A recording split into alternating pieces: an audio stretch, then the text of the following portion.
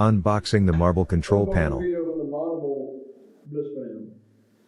The marble control panel is available in two standard versions. Met een opbouwversie of een inbouwversie. The freestanding version or the built-in version. The inside of the front of the panel is where all connections are made. De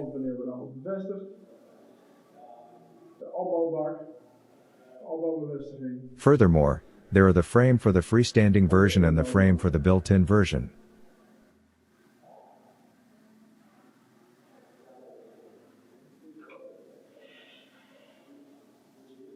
Both frames can be fixed with the screw supplied with the panel.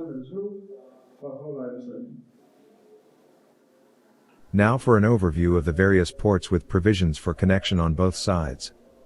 From the bottom up, the port for 1224V and the backup,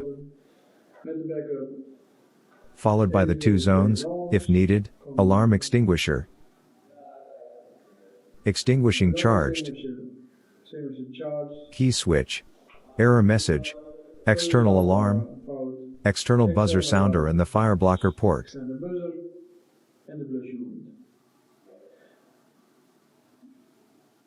The jumper gives you the option to choose between an error message and an alarm. The manual describes the various options.